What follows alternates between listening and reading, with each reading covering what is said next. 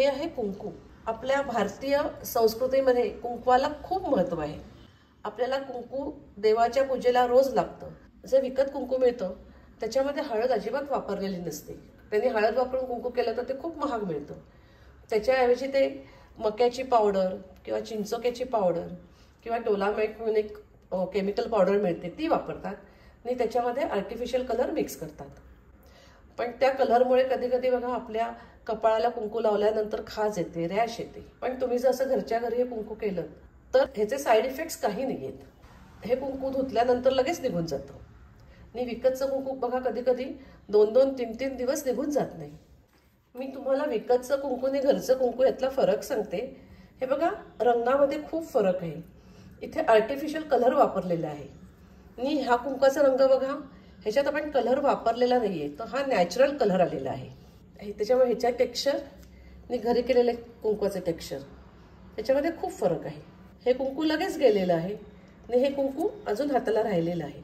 असा हा घरी केलेला कुंकू आणि बाहेरच्या कुंकवामध्ये फरक आहे। नमस्कार, श्रेयाज रेसिपीजमध्ये आपल्या सगळ्यांचं खूप खूप स्वागत आहे।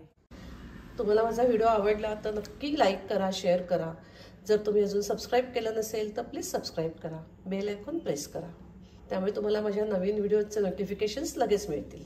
जी आपल्या घरात हळद असते, जी आपण स्वयंपाकात वापरतो, ती हळद वापरून तुम्ही हे कुंकू तयार करू शकता। घरच्या घरी केमिकल फ्री कुंकू कसं तयार करायचं हे दाखवते।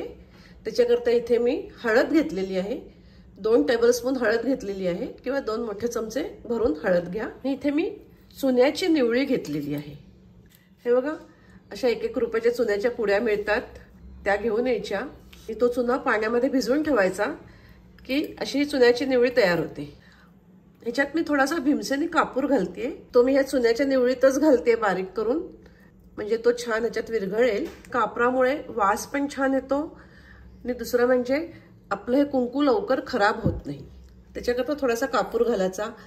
हा भीमसेनी कापूर आहे, हा खायचा कापूर असतो, त्यामुळे तो घाला।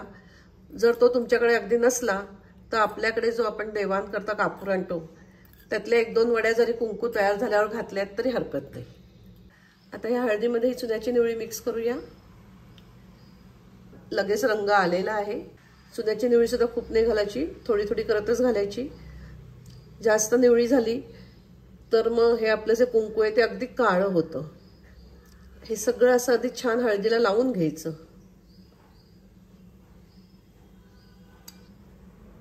ह्याला जरा चांगलं हे चोळायचं, लगेच रंग येत नाही, हळूहळू ह्याला रंग यायला लागतो।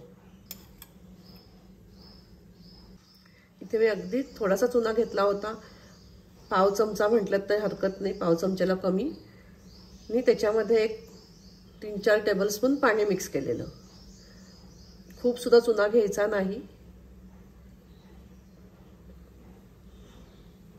तुम्हाला चुना नको असेल, काय कायना चुन्याची ॲलर्जी असते, तर त्यांच्याकरता तुम्हाला मी सांगते हे कुंकू कसं तयार करायचं ते। आपला खायचा सोडा असतो, तो सोडा ह्याच्यात घालायचा आणि लिंबाचा रस घालायचा की सुद्धा ते कुंकू छान तयार होतं। फक्त लिंबाच्या रसामुळे होतं काय की हळूहळू त्या कुंकवाचा कलर बदलत जातो, फेडेड होत जातो।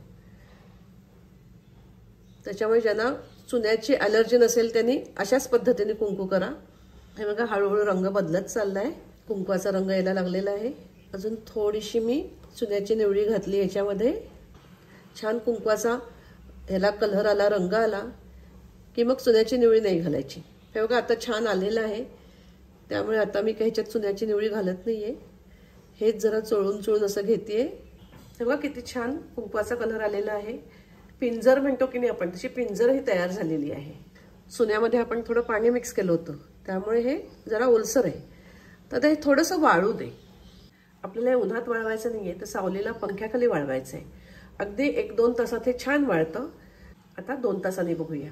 माझ्या हाताला पण बघा किती छान कलर आलेला आहे, पण हा रंग लगेच निघून जातो। हे बघा 2 तास झालेले आहेत, ह्यातलं सगळं मॉइश्चर गेलेलं आहे। हे बघा किती मोकळं झालंय बघा।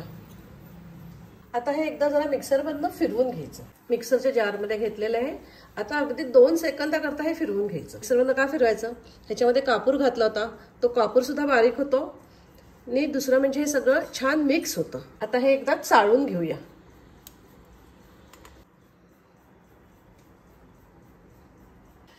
मिक्सरमधनं फिरून घेतल्यामुळे बघा सगळं छान चाळलं गेलेलं आहे, काही चाळ राहिला नाही आहे. हे बघा असं हे आपलं कुंकू तयार झालेलं आहे. एक पाव चमचा साजूक तूप घालायचं आणि ते चांगलं ह्या कुंकवाला चोळायचं की छान मॉइश्चर राहतं त्याच्यामध्ये. साजूक तूप नको असेल तुम्हाला तर तुम्ही आपलं खोबरेल तेल असतं किंवा बदामाचं तेल असतं, ते तर वासाचं असतं, ते जरी 1-2-3 थेंब ह्याच्यामध्ये घातले आणि याला लावून घेतले तरी चालते. मी थोडंसं साजूक तूप लावते, अगदी पाव चमच्याला सुद्धा कमी घेतलेलं आहे. आता हे सगळं छान चोळून घेते ह्या कुंकवाला. तुम्हाला सुगंधाकरता इथे तुम्ही अत्तर सुद्धा घालू शकता. तूप आधी नाही घालायचं. तुम्ही जर आधी तूप लावलं त्याला तर ते चांगलं चाळलं जायचं नाही.